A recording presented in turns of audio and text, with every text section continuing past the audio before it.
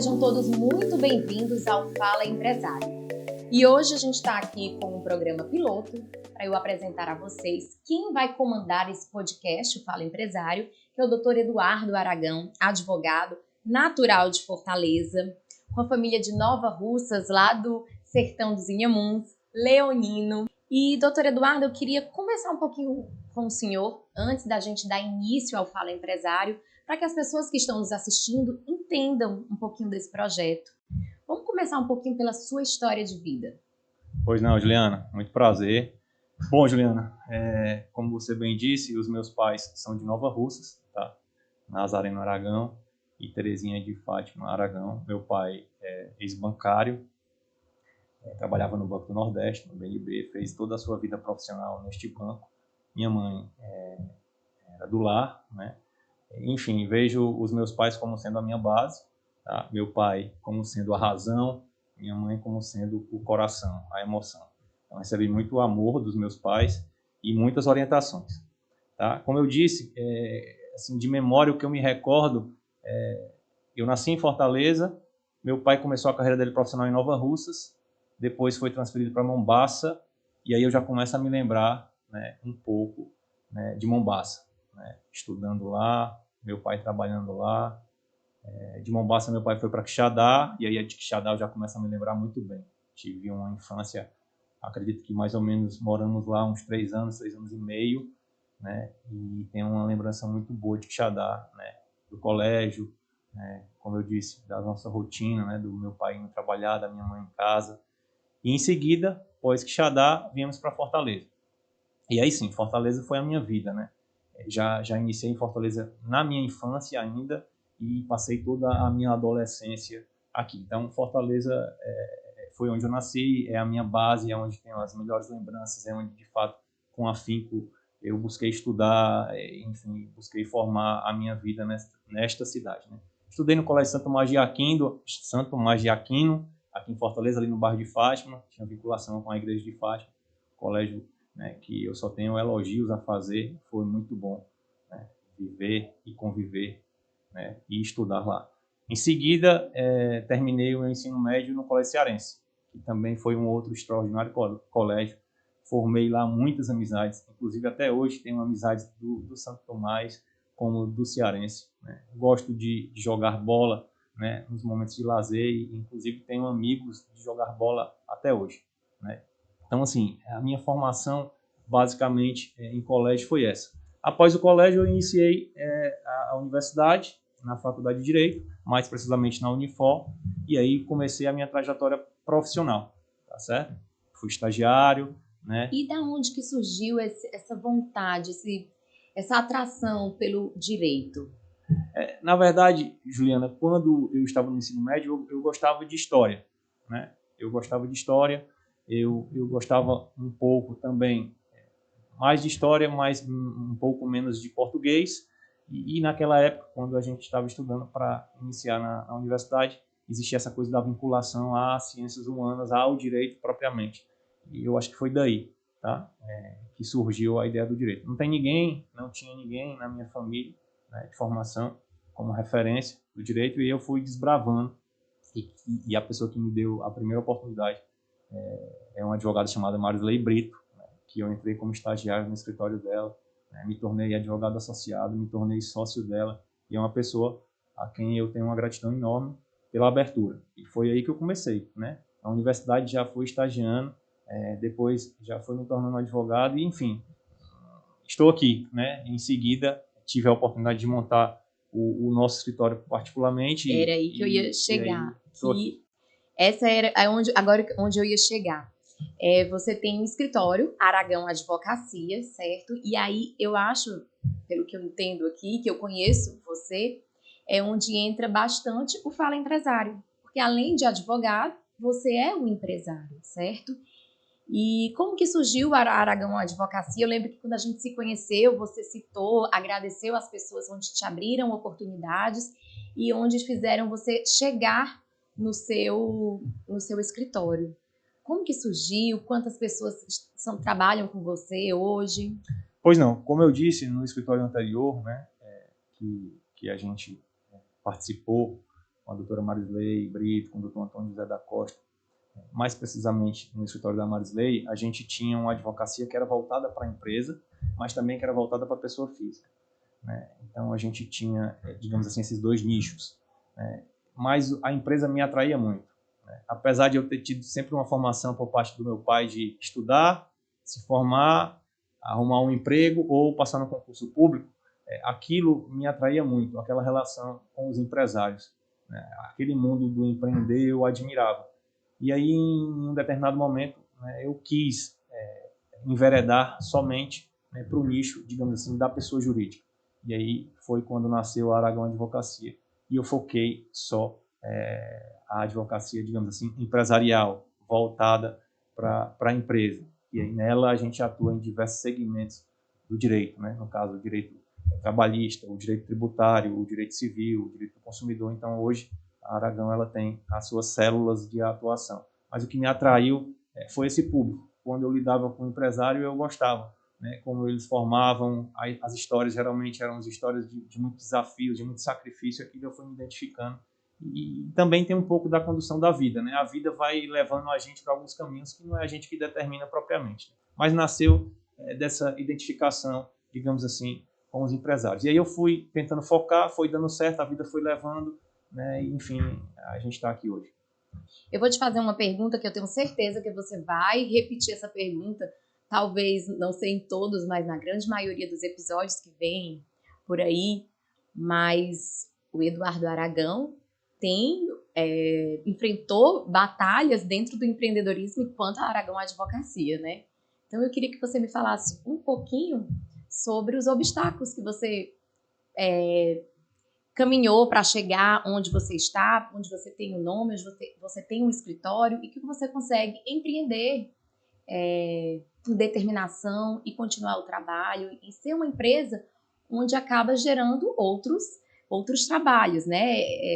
É uma via de mão dupla, né? É interdependente. Você gera não só o seu trabalho, o seu ganha-pão, você gosta do que você faz, mas você também gera emprego e renda para outros advogados. Então, eu queria que você falasse um pouquinho aí de alguns obstáculos. Pois não, Juliana, assim como em qualquer outro segmento, são muitos, né? E são difíceis de ser superados, né? A advocacia ela tem uma particularidade, né? É óbvio que a gente precisa ver tudo como sendo, pelo menos, o funcionamento de uma empresa, mas a advocacia tem as suas particularidades. Então, o que eu posso dizer é que é sempre muito difícil. O desafio ele é diário, tá?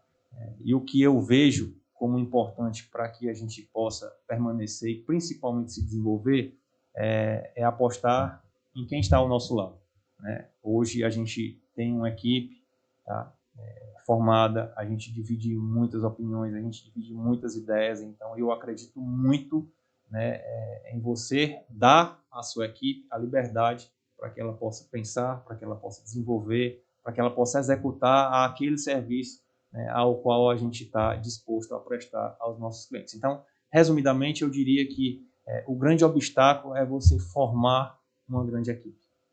A partir do momento que você consegue formar uma grande equipe, o segundo maior obstáculo vai ser você manter aquele nível, né, de formação. Porque quando você tem uma grande equipe, como graças a Deus eu reputo que a gente tem, então a gente tem profissionais, né, que eu digo lá internamente, que eles são muito bons, tá? Muito bons. E eu quero sempre pessoas muito melhores do que eu ao meu lado. Então eu foco muito nisso. Eu acredito muito na equipe. Quem faz a Aragão não sou eu, absolutamente. Eu sou apenas uma pequena peça, né, disso, né? Quem faz a Aragão é a equipe, né? Eles que dão o melhor e eles que levam a melhor prestação de serviço possível. Então eu diria que os obstáculos são esses. Você encontrar pessoas certas, e você combine com elas e a gente formar uma equipe forte que de fato possa levar para os clientes algo que eles necessitam, né? As soluções que eles esperam. Porque assim, não é fácil não. A gente fala, mas executar tudo isso é muito difícil. Levar a solução, Juliana, é o nosso objetivo. E isso é muito difícil de construir. Mas é possível. Com quem? Com pessoas capazes. Mas é um caminho percorrido por um ímpeto de liderança, né? Que nem todos têm. E aí é que está o gargalo dessa história, né? Ter a liderança, saber efetivar essa liderança que eu vejo e observo o senhor desenhar com tanta maestria. E aí o empreendedorismo, além de te puxar para você criar o escritório, ele te encanta de uma forma que aí surge o Fala Empresário. Conta para a gente, para o pessoal que está assistindo aqui, para mim também, como que surgiu essa ideia de você ter um projeto, um podcast, um canal com as pessoas para que elas pudessem escutar outros empresários? Juliana, a minha cabeça funciona muito assim. Eu divido internamente com a nossa equipe algumas ideias, né? A equipe compra e a gente começa a executar, e na minha cabeça é uma execução por etapa. Qual foi o meu pensamento? Como a gente lida com muitos empresários, com muitas empresas, eles, como eu disse, têm muito conhecimento e têm histórias muito bacanas.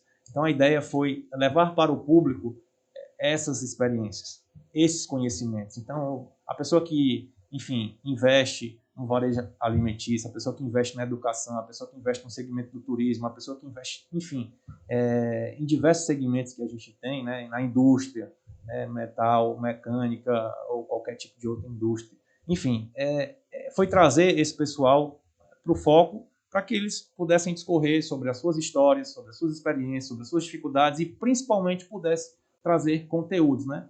De como empreender, como fazem naquele segmento, quais são as suas dificuldades, qual a relação da iniciativa privada com o poder público, o que é que o poder público pode ajudar, onde é que eles veem dificuldade, onde é que eles veem fortaleza, enfim, trazê-los, digamos assim, para o holofote, para que ele possa dar algum tipo de contribuição para a sociedade. Porque se você não empreende diretamente, você está vinculado ao empreendedorismo indiretamente. Ou você é um colaborador, tá certo? Ou você é um prestador de serviço, enfim, tudo passa pelas empresas, né? A iniciativa pública depende da iniciativa privada e vice-versa. Então, o objetivo inicial, a primeira etapa, é trazer essas pessoas para elas darem o seu conhecimento. A segunda e a terceira etapa, eu acho que vão ser pensadas de acordo com o encaminhamento e o desenvolvimento da primeira. Eu queria só finalizar sobre o Fala Empresário. Qual o legado que você pretende fazer com esse podcast, com esse momento de comunicação, com esse canal de pessoas que estão nos assistindo, entre um networking de trazer tantos empresários que têm tanto a contribuir, empresários do turismo, educação, advocacia, enfim, nós temos diversos nichos. O estado do Ceará, ele é um estado que empreende muito, né? A sociedade está muito aberta a isso. Nós temos hoje várias oportunidades para que as pessoas comecem a empreender, né? A gente tem uma educação hoje para isso, que eu acredito que há um tempo atrás não fosse tão fácil assim. Eu acredito que está bem aberto esse caminho. E aí eu te pergunto, que legado é esse? É uma pergunta muito difícil, Juliana, de responder, mas em princípio eu diria que é trazer conhecimento, é tentar dar à sociedade um pouco, né, o que as pessoas podem vir aqui, né, e expor a título de conhecimento, tá certo? Então é informação. O legado que eu gostaria de deixar, como eu te falei, eu penso muito por etapa. Eu não consigo enxergar muito lá na frente, não, mas fazendo esse exercício para responder a sua pergunta, eu diria que o legado que eu queria deixar era esse, é trazer pessoas muito inteligentes, muito capacitadas, né, com muita coisa a contribuir para a sociedade. E quando eu digo informação, legado, eu falo empresário, eu não tenho a intenção de trazer só empresários. Eu falo empresário, tem a intenção de trazer qualquer pessoa, seja da iniciativa privada ou pública, né, que tenha envolvimento direto ou indireto com as empresas. Então, assim, todos nós temos. Se você enxergar, até enquanto consumidor, eu tenho envolvimento com a empresa. Então, todos nós temos envolvimento com a empresa. Então, a iniciativa pública, através das suas grandes mentes que temos aqui no Estado, pode contribuir, né, com essa dação de conhecimento. Então, o legado que eu gostaria de dar é uma contribuição, conseguindo trazer pessoas, manter uma constância e que essas pessoas tragam, né? As estrelas são as pessoas que virão e contribuirão com as suas competências nas suas áreas, trazendo informação e conhecimento para o nosso público, para que isso sirva de alguma maneira, para acender alguns insights, algumas luzes, para quem queira empreender ou para quem queira lidar com o empreendedorismo, como eu disse, até mesmo de forma indireta.